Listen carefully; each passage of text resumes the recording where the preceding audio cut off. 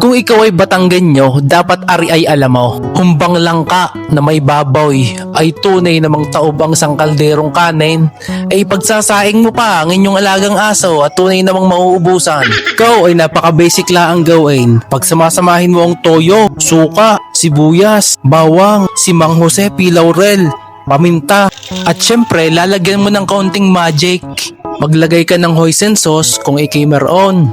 Optional lang yan. Tapos ay soft drinks. Optional din. Pwedeng tubig lang kung ikay nagtitiper. 1,000,000 bottle ng refinado at saka kaunting laguklok ng sesame oil. Tapos inilagyan ko na ng isang bloking tokwa. Tahuri sana. Kaso wala namang mabili sa Dubai noon eh. Ay hindi naman nila kilala kung ano yung tahuri. Tsaka di gayon na may parehas laang.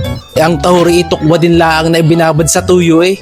Ay ang putahin ng mga may tuyo, may tokwa, o ay di kay tahuri na. Ay antay, inilagay ko na nga rin pala yung baboy at saka yung langka. Yung langka ay maliliit dahil yan naman inabili ko lang na frozen. Sa nagbasta din ibibili lang kang malaki, yung babagong pitas, hindi kay wala.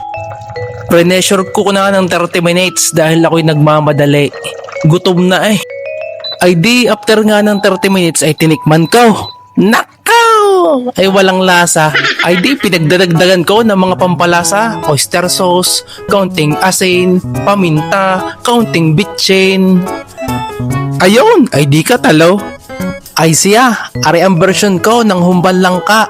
Huwag mo nang gagayahin at hindi naman masarap. Siya, di ang kanat, ako'y kakain muna. Bye-bye!